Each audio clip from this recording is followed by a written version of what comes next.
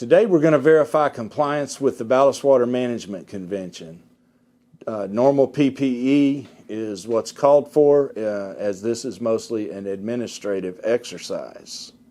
The treatment of ballast water is one of three, but by far the most common method of meeting the requirements of the Ballast Water Convention and the Invasive Species Act. Another method that is going to be outdated very soon is the ballast water exchange method, where you do an empty refill or a flow-through refill of your ballast tanks in mid-ocean out past 200 nautical miles. The third and by far the least common method is they just don't discharge ballast water in U.S. waters. They hold it and send it ashore. So, since the ballast water treatment system is the most used method of meeting the Ballast Water Convention, let's talk about the treatment systems. The Coast Guard requires that all the ballast water treatment systems meet U.S. Coast Guard approvals when they are used in U.S. waters. Today we have on board a ballast treatment system that was purchased and installed on the vessel prior to that system gaining Coast Guard approval status. So earlier when we were in the machinery space looking at the treatment systems control panels, we weren't able to see the actual Coast Guard approval number on the marking plate of the cabinet or the box. They received this Coast Guard approval letter for their system after that fact. They operated that system under a Coast Guard extension as an alternative plan. But now that it is Coast Guard approved, we need to make sure that the engineers get a copy of this Coast Guard approval posted down on the cabinet below. Now this ballast water treatment system is Coast Guard approved on this vessel, but this system was installed before the Coast Guard approval came through. So we have looked, but we cannot find the Coast Guard approval number posted on either of these control units. So what we are going to do is later look for the paperwork and inform the crew that they also need to post that Coast Guard approval number down here on the units.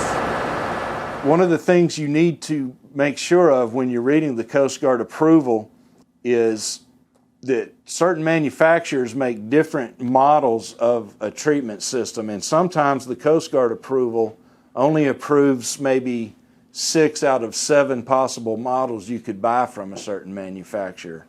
So you have to make sure that you compare the approval certificate to the model and specifically the capacity of the unit that's actually installed on board the vessel. The International Ballast Water Convention requires that all vessels that sail internationally and are signatory to that convention have on board a ballast water management plan.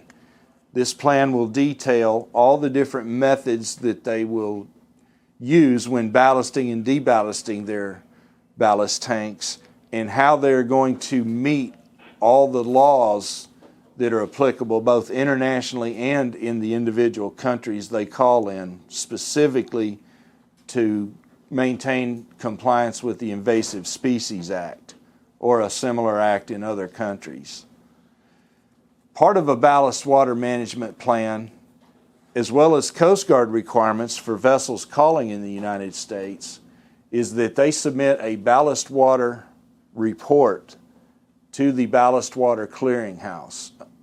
Every ship that calls here, the Coast Guard wants to know the status of their ballast tanks. It should articulate whether they're empty or they're full of ballast water, how much ballast water is in them, and the method they used to treat that ballast water. Okay, under the Ballast Water Convention as well as the individual ballast management plans, vessels keep a ballast water record book, much like an oil record book, where they will log all of the ballast water entering or leaving the ballast water system and the tanks on board the vessel. Much like an oil record book, it also contains a diagram of the ballast tank on board. as well as a list of the names and capacity of each tank. They use this ballast water record book to prepare a ballast water report for entering U.S. waters. This is their record book. So every action taken with ballast would also be archived in here. And specifically is the tab called Reports. These are the reporting forms that they have archived for all their U.S. arrivals and the ballast report forms that they sent in to the Ballast Water Clearinghouse. And of course we have the Ballast Water Management Manual, often referred to as the plan. Under the International Convention, all vessels are required to have a ballast water management plan.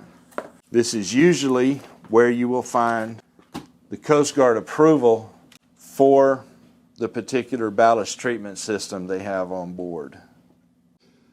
Okay, in summary, we discussed the International Ballast Water Convention, the individual ballast water management plans or manuals that are required on each vessel, as well as how to comply with the Invasive Species Act of both the United States as well as the invasive species portions of the International Ballast Water Convention.